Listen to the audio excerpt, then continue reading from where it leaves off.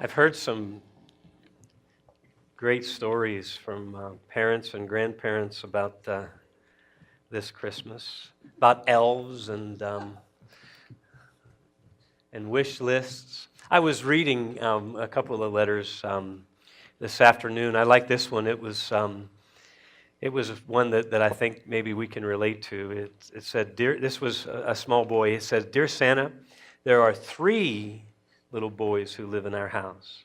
There's Jeffrey, he's 2 years old. There's David, he's 4. And there's Norman, he's 7. Jeffrey is good some of the time. And David is good some of the time. But Norman is good all the time. Signed, Norman." And this one, this was kind of one of those ultimatums. It said, "Dear Santa, you didn't bring me much good last year. In fact, you didn't bring me a whole lot of good the year before that. This is your last chance." Signed, Alfred. Hey, let me ask you a question. What is the best Christmas present that you ever had in your life thus far? Just think about it. You don't have to yell it out loud, but just think about the best Christmas present you've ever received. Huh? Tonight we're going to be talking about gifts, and it won't be a surprise that I use the text in the book of Matthew that talks about the Magi, the wise men who brought gifts to the Christ child. But as we think about gifts this Christmas season, I wanted you to think about the best that you've ever received. And I want you to just answer this silently to yourself. Is it best because of how much it cost? Is it best because of who gave it to you? Is it best because of how it was given? Which one might fit you? Yeah. You know, I believe that it's the people behind the gift that makes a gift special, regardless of what it is. There is probably no one in the world that loves giving gifts more than me. And I won't get any argument from any of my family. A lot of times, I have to look over at Kim and see if I'm telling the truth, and you know how I do that, and wink at her. But I don't even have to look for that kind of comment because I love Christmas. I got it honestly from my father, but I just love giving. But as much as I pour into trying to get right gifts, I'm always hopeful that people are blessed because they can see my heart in giving. Amen? That's the reason. And that's what I want to talk about tonight as we look at this crazy story. And honestly, it's a crazy story about the Magi. We call them wise men. Growing up, we called them kings, right? They weren't really kings, they were king makers. And they were from the Orient, the Persian kingdom. They probably heard the prophecies about Jesus whenever Daniel and fellow Jews were carried off into Babylon and held captive there for most of the rest of their lives. Some actually died there. They were there for 70 years in Babylon, in this kingdom that was not Jewish, and it wasn't a kingdom that believed in the one true God. But it was there that people like Daniel made such an impact upon that culture. He was a stranger in a strange land, but as you know the story of Daniel and the 3 young Hebrews that were there with him, it was a story about people that were not willing to compromise their faith, right?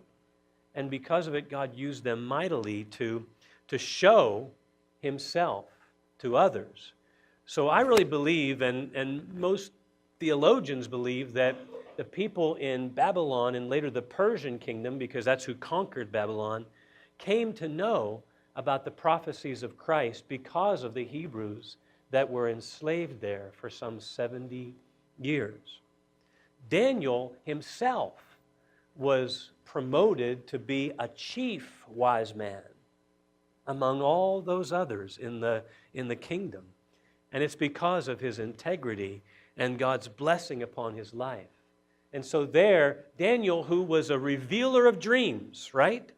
Daniel, a revealer of dreams, a revealer of mysteries, a seeker after God's own heart, one that prayed earnestly that God would give him revelation. Daniel was one who would share that revelation with others. So these three, or however many guys that came to Jerusalem, they came following a star, right? It was common belief in that day, in that culture, that when a new king, a powerful king would rise, their star would rise with him. You can look it up in history. It's a common cultural fact. And so these men made a living at searching out mysteries. And they did it mostly through astrology, looking at the stars, and then searching whatever historical records, whatever books that they could find for interpretations or meaning of what they saw. So, hearing the prophecies from men like Daniel about Jesus, the Christ that was going to be born, now seeing something unusual in the stars, in the constellations, they noticed it. And in noticing it and searching the Scriptures, they believed that this was the sign that a great king was going to be born.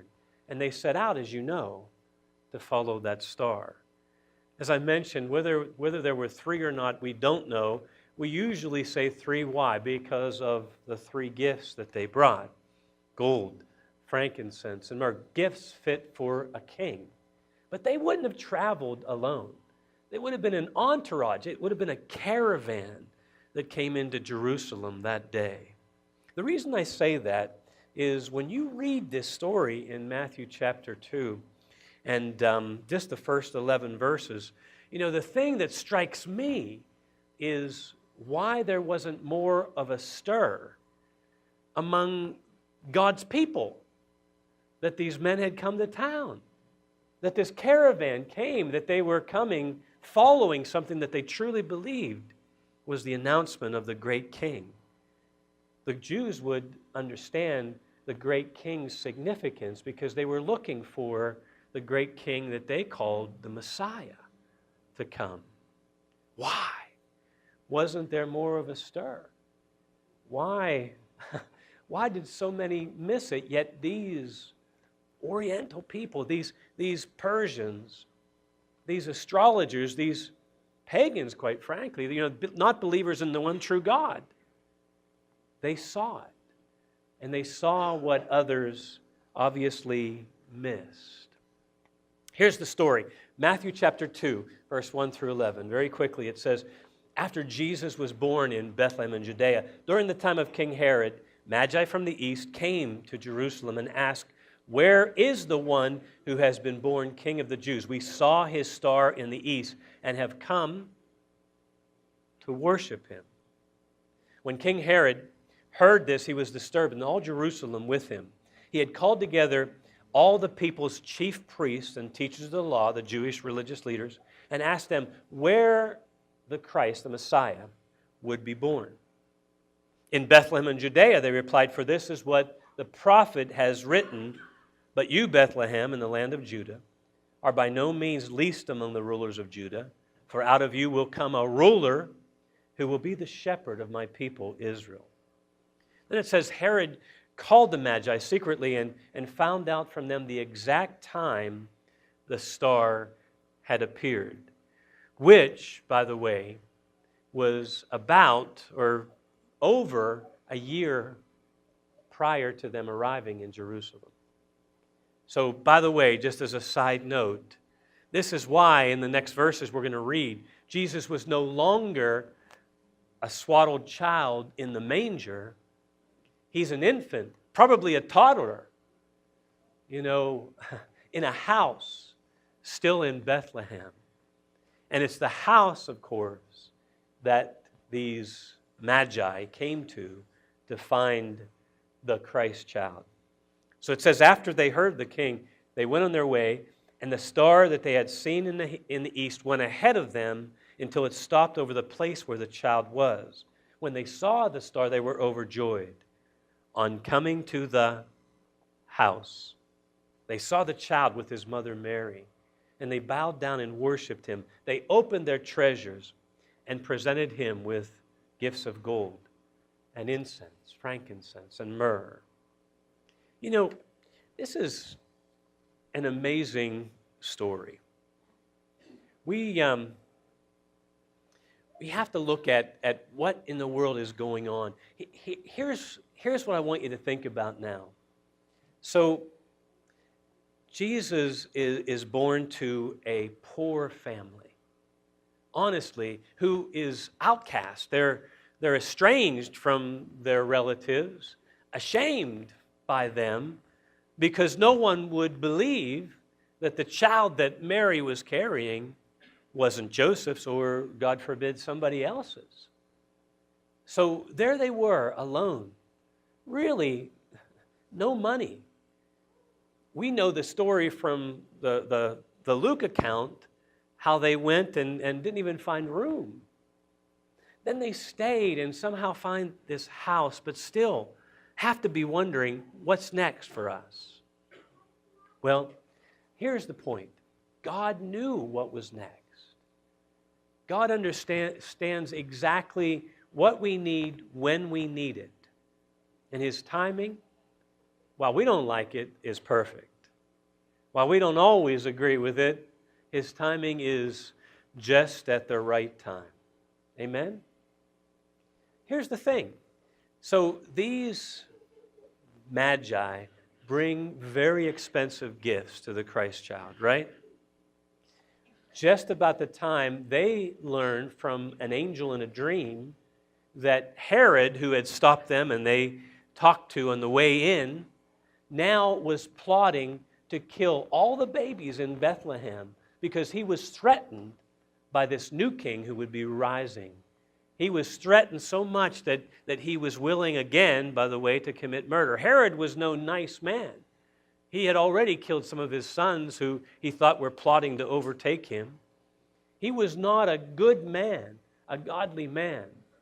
But God, in His wisdom, sent this star, inspired these astrologers to bring forth exactly what was needed at the time it was needed, because as they, now Joseph and Mary, they had heard also that Herod was seeking to kill the child, God told them to flee into where, church? Egypt. That was no short journey. And who would they find there? How would they live? What would they live on until it was safe for them to return? Guess what? God provided. He provided the right gift at the right time.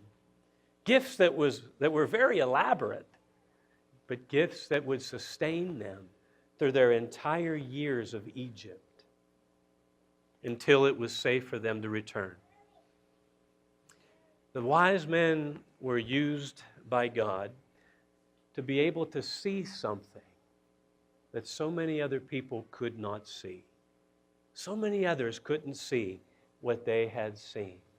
How many know that song, "Do You See What I See?" Right?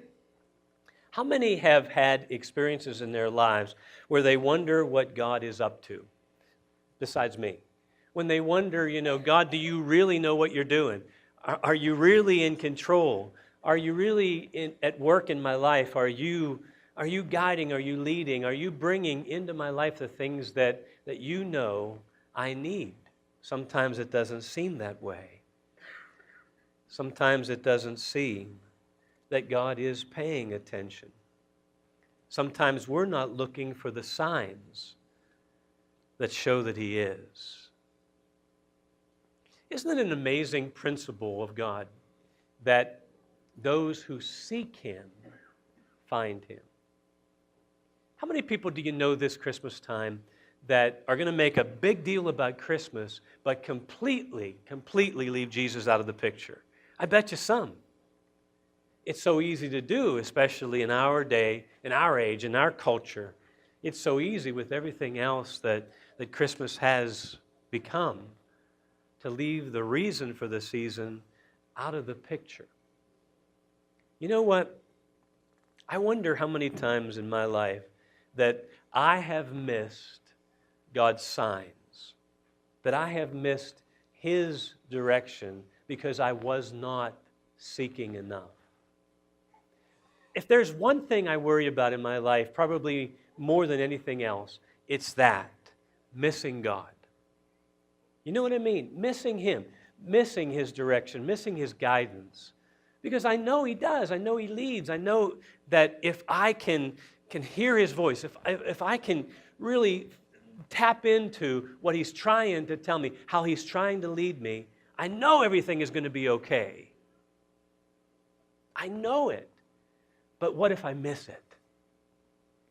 What if I miss it? What if I make a mistake? What if I make a decision on my own and it wasn't the decision that God wanted me to make?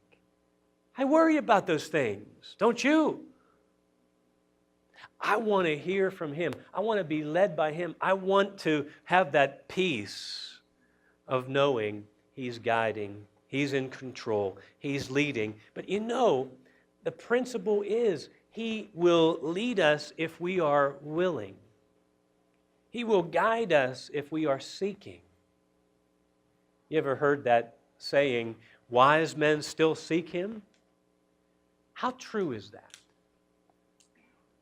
I love that passage in Hebrews that it says that without faith it's impossible to please God. It says, but those who come to Him must believe that He exists, but that He is also a rewarder of those who diligently seek Him. See, I believe that if you want God's blessings in your life, if you want His provision, if you want His just-in-time delivery system, that means that you need to be looking for Him, looking for His guidance, seeking His will, willing to do what He wants you to do. Then the peace will come, because then God will show up. The religious leaders of Jesus' day, they missed the invisible gorilla. Does anybody ever hear of the invisible gorilla test? Nobody ever? Some of you have heard, maybe? Yes, the invisible gorilla test. So guess what? They take it's done in Harvard University. It was started there. Psychologists, they take this video, and in the video there's 3 people with white shirts, 3 people with black shirts, and the 3 people are passing a basketball to the other 3 people. And the survey group, the people that are asked to watch this video, are asked up front, I want you to pay attention to see how many times the people in the white shirt pass the basketball. So the video starts, and there's kind of mayhem that goes on. Just the white shirts and the black shirts kind of get mixed up, and the ball's going here and everywhere, and you're trying to count how many times people in a white shirt pass the basketball. In the midst of that mayhem, a guy dressed in a gorilla walks in, thumps his chest, and walks out of the video. After people are done, they're asked first the question, how many times did people with white shirts pass the basketball? And people give their answers. The next question, did you see the gorilla? 50% of the people in the survey groups say yes, and 50% say, what gorilla? Isn't that amazing? Now, Pastor John, what does that have to do with Christmas Eve and a message? I want to be among the 50% that sees the gorilla. In other words, I want to be among those believers that see the hand of God in my life. I want to be among those believers that know He's there leading and guiding, that see the signs, that pick up on the clues that God is at work in my life, because it's then that my peace comes. Can you say amen? It's then that your peace comes. Here's the sign. Jesus, now an adult man, he begins to teach. He begins to tell people why he has come. And people look at the miracles he does, especially some of the big showy ones, like taking bread and multiplying it, and taking fish and multiplying it that they may be fed. And a crowd begins to gather following him. So Jesus, seeing the crowd, he stands up and it's Jews. Now, for those of you that know a little bit about the Jewish culture, they're not allowed to eat meat with blood in it, right? So Jesus, seeing this crowd gathered after he had performed this miracle of the multiplication of the bread and the loaves, he says, I am the bread of life. He says, if you want life, you must eat me. My flesh is real bread. My blood is real drink. When he said that, guess what happened? People began to drop like flies, leaving one right after another. That's a hard saying. Who can accept it? Do you know what he was doing? Jesus was sifting the crowd, looking for those who were truly seeking him, not just their next meal. He looks out over the disciples when it's all done. And you know what he says? He says, are you going to leave too? And what do the disciples say? Where are we going to go? You have the words of life.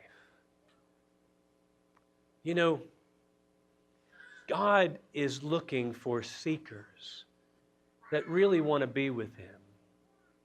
And it's those that will see his hand. Amen?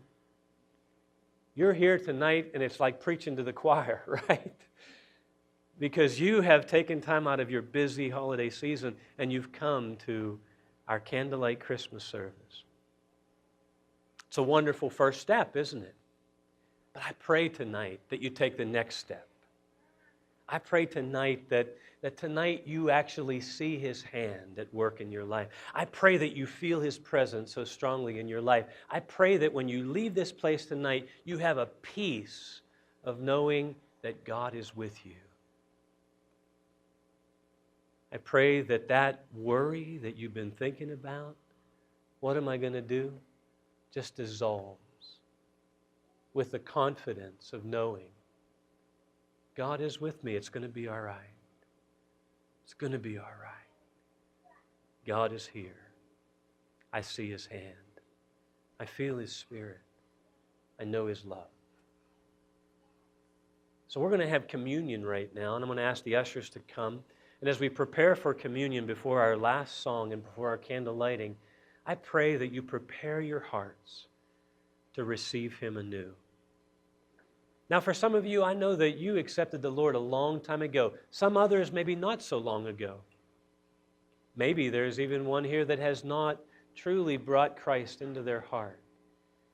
I pray that this communion is your opportunity to renew that faith or to make it fresh, to feel the presence of God and receive the gift that he gave to you that enables you to be the greatest gift to your family, to your friends. The ushers come.